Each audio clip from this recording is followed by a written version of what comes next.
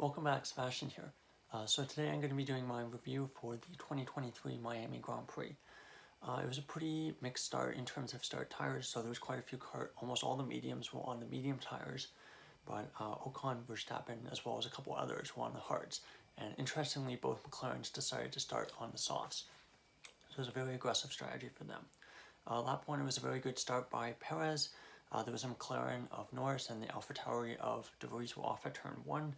And Verstappen gets past Ocon as well. Lap 3, Sargent pits to change the front wing and also to change onto the hard tires. Then the same lap, Magnussen overtakes Leclerc for P6, so really strange to see a Haas overtaking a Ferrari, and then gets re-overtaken by Leclerc again, that same lap. And then going into turn 1 of lap 4, Verstappen overtakes both, so goes past both up to P6. There was no further investigation for the De Vries Norris incident in turn 1, lap 1. I thought it was a bit, De Vries got a bit lucky. He basically just locked up and kind of pushed into the back of Norris a little bit. So I think he was a bit lucky to get away with that, but nonetheless, no further action. The Haas's had really good race pace at this point on the mediums. Lap 6, Norris pits for new tires as Piastri too. So they had both started on the soft tires, so they had to pit on only lap 6. So not a great strategy call, I think, for the McLarens. Lap 7, Alonso says on the radio, plan A minus 12. So it seems that they were thinking that the tire wear was looking quite a bit worse than they thought it would be. Lap 8, Verstappen overtakes Russell for P5 into turn 17, so good move there. And lap 10, Verstappen then overtakes Russell again for P4 at turn 17. And then Russell overtakes Gasly for P5. Yeah, it must have been Russell overtook. Yeah, I don't know. No, Verstappen overtook Gasly the second time, yeah, on lap 10. Lap 13, close racing between Magnussen and Leclerc, so that was great to see.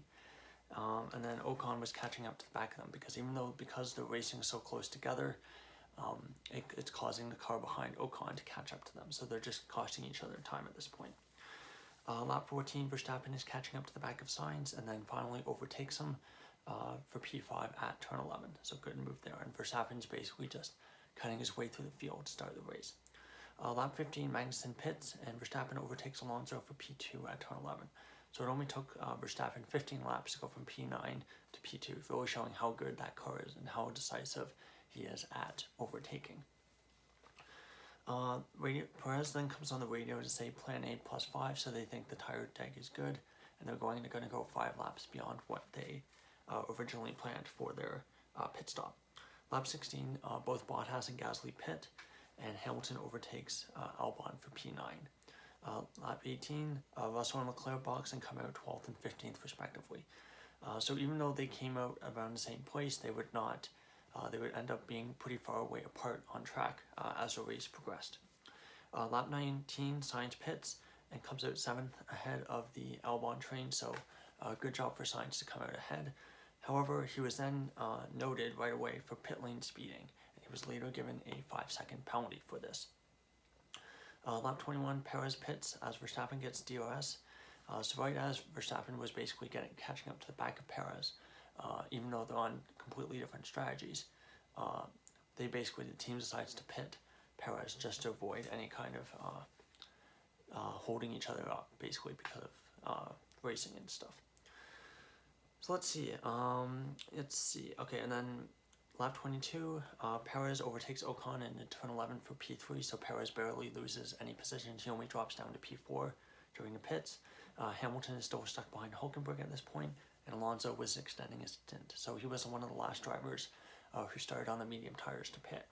So showing how good that tire life in the Aston Martin is. Lap 24, there was an incident between Stroll and Russell, noted for getting advantage off track. We didn't get to see it on camera, so I'm not sure what it was. But Russell eventually gets past Stroll at turn 1 for P9. And then Alonso pits behind Sainz and then comes out behind Sainz, and Gasly overtakes Stroll for P10 as well.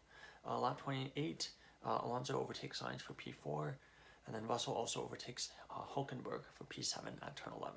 So Russell is doing a really good job of moving his way up the order after pitting on lap 18. Lap 29, Alonso overtakes Ocon for P3, good move there, and then Ocon's day gets worse from there as Sainz overtakes him for P4 the following lap, on lap 30. Lap 33, Hamilton lets Russell through. Basically, there are completely different strategies, and the team basically asks Hamilton to let him through, and he obliges into turn 11. So good teamwork there by Hamilton. And then same lap, Hulkenberg goes really wide. I think down at like turn 9, turn 4, I think, and basically allows Tsunoda to go through. So Hulkenberg's tires are basically dead, and the cars starting on the hards were approaching their pit window soon. And just as I wrote that down, lap 34, Hulkenberg pits for 16th. And then Sainz re-overtakes Ocon. I didn't really see what happened. It looked like, I guess, Ocon got back ahead.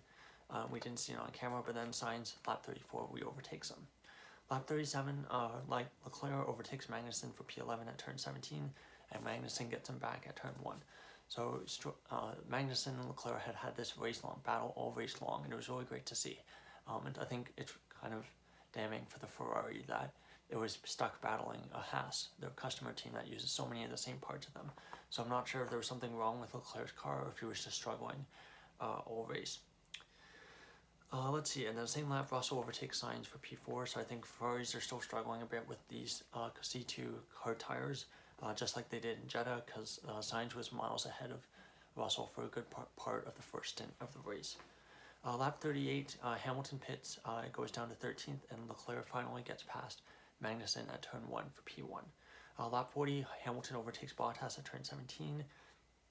Lap 43, Stroll pits for mediums and comes out 15th.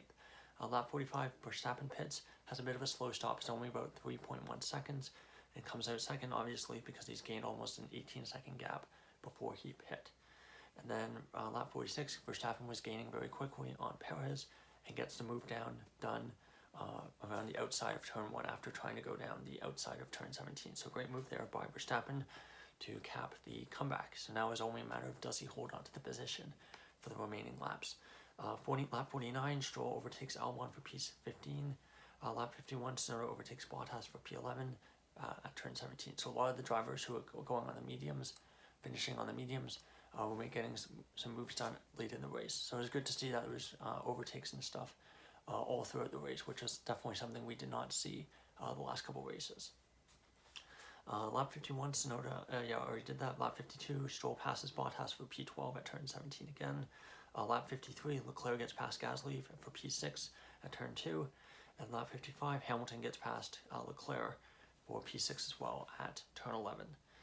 Lap 57, Verstappen takes the final lap, starts the final lap, and it's a pretty uneventful final lap as Verstappen takes the checkered flag and wins his 3rd race of the year and his 2nd consecutive Miami Grand Prix.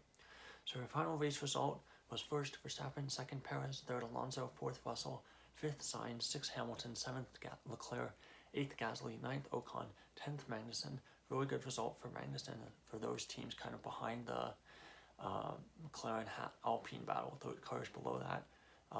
Every point's like gold basically, like I've said. 11th Tsunoda basically got an 11th almost every race this year. 12th Stroll, 13th Bottas, 14th Albon, 15th Hulkenberg, 16th Schoen, 17th Norris, 18th De Vries, 19th Piastri, and 20th Sargent. So no retirements this race, which is kind of rare given that it's a street circuit.